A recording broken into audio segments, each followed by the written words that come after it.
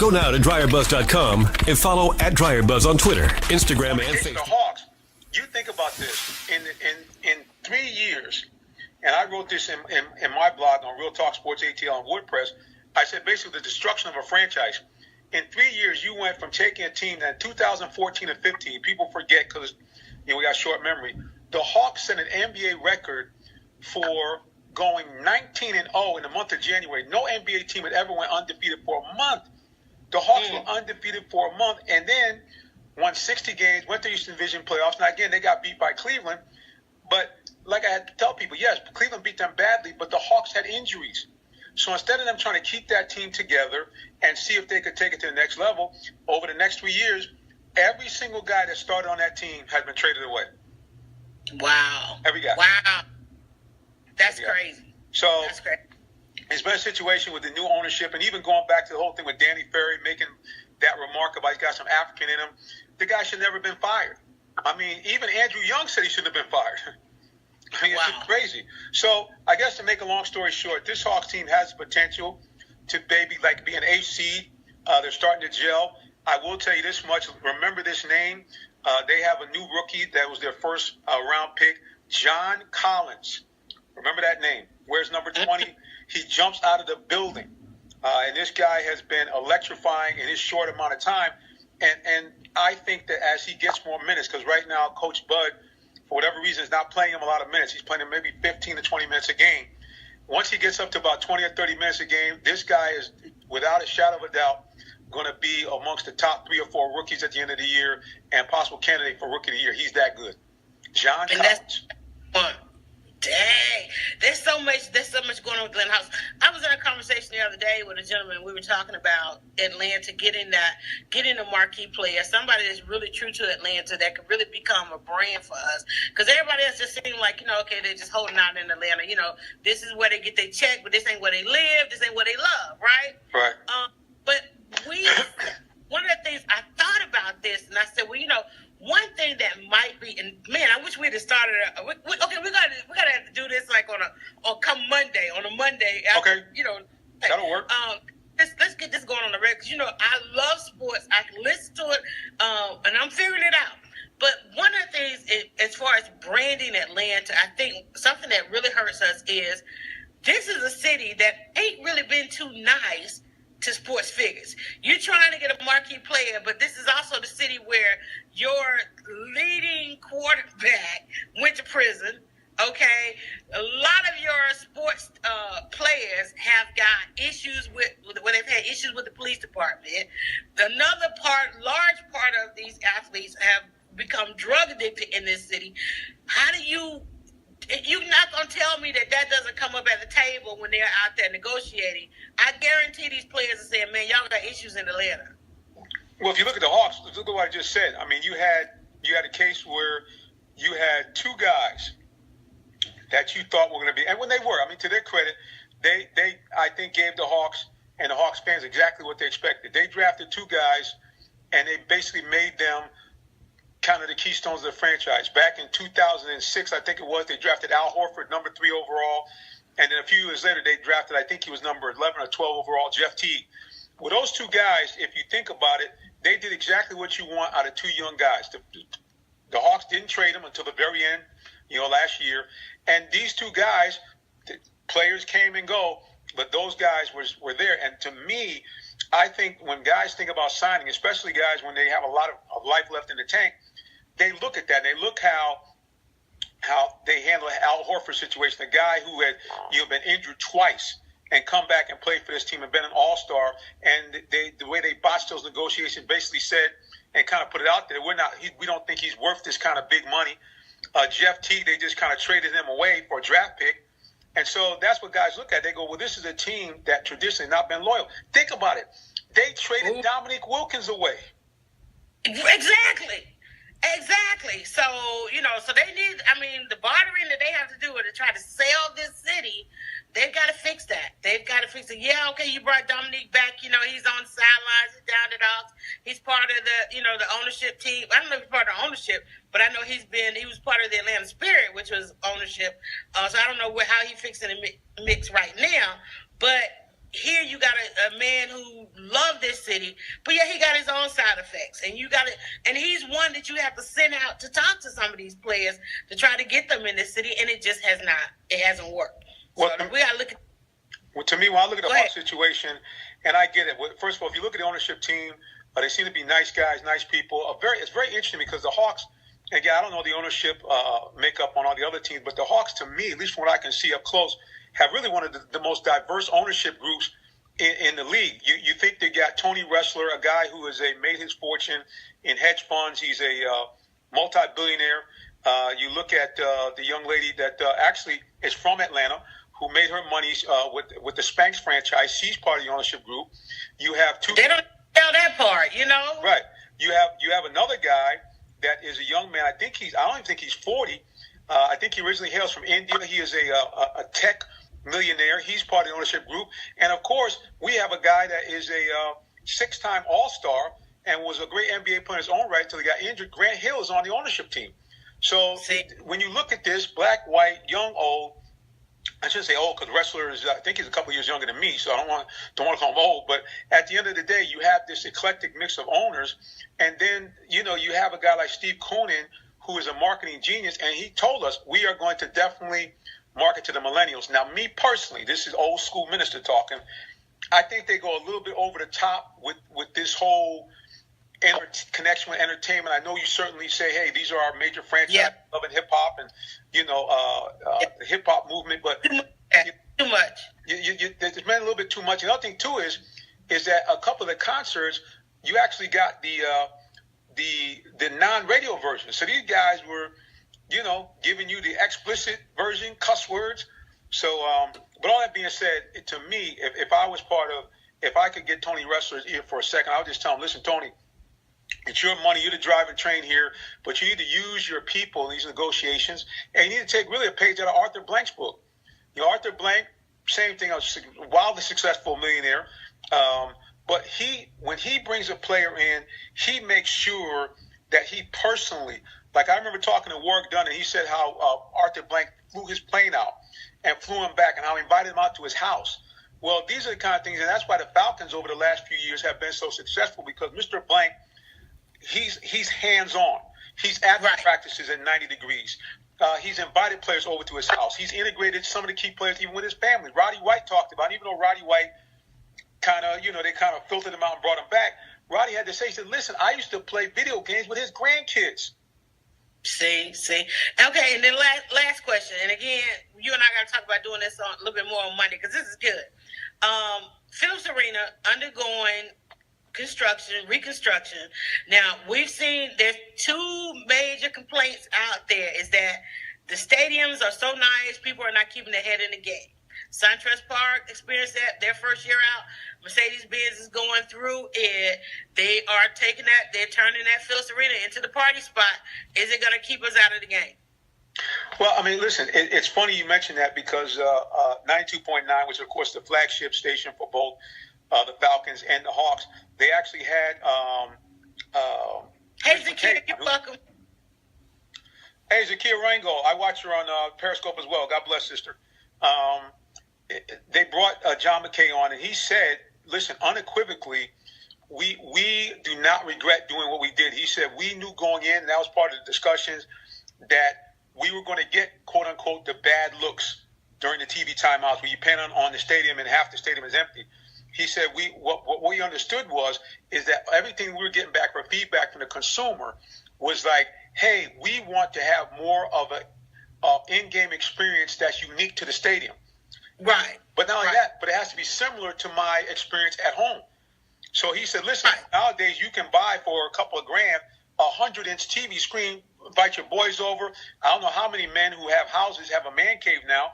So he said what we understood was we had to bring that kind of environment to the game. So that's what you really get. And of course, now what does it mean? You do get more of the fan that is really there for the ambiance and the hype versus the game. And that's going to be a problem with the Falcons because in football, we saw it last year. I got to tell you, Londa, and I know you got to go. I had the great fortune to cover the last 3 home games and the Seattle playoff game, and I caught the tail end of the Packer game. That Seattle game was probably the most electrifying faith-based event I've ever went to in my life. I mean, literally, the hairs were standing up on the back. Hey, Zakia, you're welcome. Hey, Zakia Rango. I watch her on Periscope as well. God bless, sister. They brought John McKay on, and he said, listen, unequivocally, we do not regret doing what we did. He said we knew going in, and that was part of the discussions, that we were going to get, quote-unquote, the bad looks during the TV timeouts where you pan on the stadium and half the stadium is empty. He said what we understood is that everything we were getting back for feedback from the consumer was like, hey, we want to have more of a in-game experience that's unique to the stadium. Right. But not only that, but it has to be similar to my experience at home. So he said, listen, nowadays you can buy for a couple of grand a 100-inch TV screen, invite your boys over. I don't know how many men who have houses have a man cave now. So he said what we understood was we had to bring that kind of environment to the game. So that's what you really get. And of course, now what does it mean? You do get more of the fan that is really there for the ambiance and the hype versus the game. And that's going to be a problem with the Falcons because in football, we saw it last year. I got to tell you, Londa, and I know you got to go. I had the great fortune to cover the last 3 home games and the Seattle playoff game, and I caught the tail end of the Packer game. That Seattle game was probably the most electrifying faith-based event I've ever went to in my life. I mean, literally, the hairs were standing up on the back of my neck. The place was rocking. You could feel the energy with the players, with the press. It was palatable. I've never experienced things like that. And I think it's going to be hard for them to ever get that kind of sensation in Mercedes-Benz because, first of all, it's bigger. You do have that kind of, I'm in the club, I keep hearing about this club. Now, I have not been in the Benz yet. But the thing about it is, if you get a game like that going on the field, going on the court, going on, on the diamond, people are going to rush back to their seats. And I mean, all television has got to do is stop panning the seats and just pan the arena. Take that camera, that angle that you keep trying to get inside in the bowl and just go around the outside because people are there. Oh, no, that's what John McKay said. He said, people can say what they want about the attendance. He said, we've been sold out every game. Every game, right. At the end of the day, we can say all we want to the owners of all this and that, but the only thing those owners look at mostly is, do we have paid ticket goers there? He said, we know they're not going to be in the seats all the time, and to some degree, they don't care as long as they got that money. And people like the Falcons, hey, man, these guys are sitting on the cap for a suite. They basically got the land for pennies on the dollar. Don't get me wrong. I hear what Kasim Reed said that, hey, $15 million is a lot of money, but at the end of the day, based on the value of that land, if you got something that's worth $1 billion in your building, they basically bought the 2 churches out for kind of pennies on the dollar. Right. The other thing that you have a situation is that what's your most profitable thing that you sell? Food and alcohol. Well, right. You don't play basketball, you sell beer. You don't play baseball, you sell beer. You don't play football, you sell beer. That's just a luxury. You get to play football, basketball, and baseball while selling beer. Okay? Let's not get that. That's why they take on those. Go ahead. It's big money. I mean, that's the thing that people, I think, forget, that this is a multi-billion-dollar business. And now if you go, and, if you want to go to Mercedes-Benz, I can it's funny because I actually had signed up to be on the mailing list for a tour. So they've been hitting me up saying, hey, when are you going to take your tour? Maybe that's something we can do, maybe a combined Scope or Facebook Live, just do a walking tour. Yeah, that would be perfect. That would be perfect. Let's get that done. And then also now the Falcons are going to play Monday, right? Are they playing Monday or Sunday? They play Monday night. It's a Monday night game, so maybe we can do something before the game and, kind of get the juices flowing. But, I didn't know you – see, now that I know that you're a sports fan, you should have told me that. Should have told me. Well, I'm a sports fan because I follow you. Okay, so maybe when you're out there, before I know because you usually live when you're out there. Yep. We can do. Give me a few minutes, and we can do because we got something on DryerBuzz.com called Tailgate Report, so we can throw you in on that because I know you got the inside scoop. I like going to the source, and you down there on the sideline, so definitely whatever we can do a broadcast. Hey, that's fine. I'm here for you. All right. And much success on your recovery. Keep it going. You know, hey, and I get out there and walk with you too now. Hey, listen, listen. At the end of the day, I mean, that's, people ask, "Oh, brother, you doing too much?" I said, "No, man," because they explained to me part of recovery is getting back to as normal routine. You can't lift anything heavy, like over about 40 pounds or so, but everything else, they tell you, they say, look, if you were playing golf beforehand, then you need to get back out there playing golf. If you were playing tennis, any activity, just you can't do anything. Obviously can't get into a boxing match or judo or something like that, but anything else, that's the expectation. And I know for a fact when you're trying to recover, especially when you have a part 2 surgery, you have to get your body physically as prepared as possible, and mentally, it does, in your mind, you're thinking, okay, well, I'm not doing everything I used to do, but I'm doing maybe a quarter of what I did, a third of what I did. So even mentally, it just kind of keeps you, keeps you ready to go. So first of all, I appreciate your prayers. I appreciate you including me on the broadcast. It's the first time I've done the live split screen. It's definitely cool. Thank God that Facebook decided to let me go back on, because I got 2 events I got to cover today. So I was like, man, please let that Facebook Live come back on. So thank God the wiser minds prevail, and we're back up and running on Facebook Live, at least for a while. All right, so we'll be following you and then looking for you this weekend. Yeah, definitely, because I want to talk about Thursday night football. It's like we've had Thursday night football all year long. We're still going to be excited come Thanksgiving night. There's so many narratives out there where the NFL is trying to say there's a lot interfering with their numbers, but really it's probably because it's just too much football. Yeah, and right? Really, and it's funny because I have a guy, I'm really privileged. I got a great group of people that are with me on Real Talk Sports. And one of the guys that came on about a year ago is actually a living legend. His name is Ken Swilling.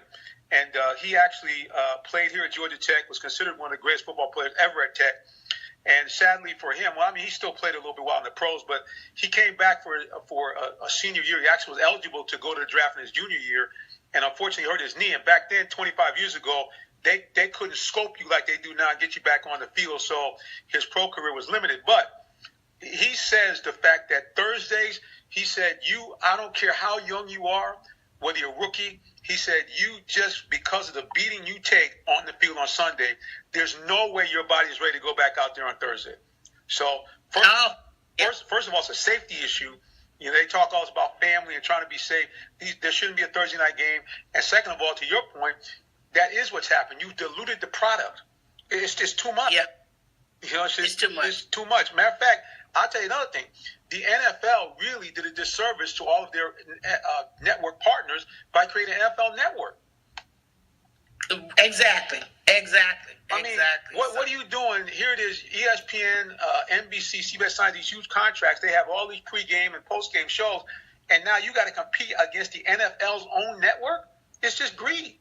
So, well, that's the same thing with newspapers and Reuters and AP. When you could just go to Reuters and AP, why would you read your local newspaper? So it's just, it's the evolution of this thing, and sometimes we devolve. So, all right, well, let me see. Everybody's coming on. That's why I tell you, I try to go live, and I'm thinking I'm just going to turn it on, and we're just going to chill out, and then we get some good stuff and good access, because I love people who say yes. So thank you. Jonathan Simmons, guys, Real Talk Sports. Do follow him if you want to go inside anything sports. Also, he's got an amazing ministry. He's got a couple shows, podcasts, live streams. You guys check out. He is now tagged on this video, and we're going to be following. We're going to come back to him after this weekend of sports and bring him on. We'll plan something on the regular so you can keep us up to date. Sister, I'm going to tell you something. I just want to tell you we love you. And, all the stuff that you've done, you talk about being evolving. You've always been on the cutting edge of anything out there regarding social media or, getting the media into places where normally it doesn't go and bringing people some real knowledge and insight.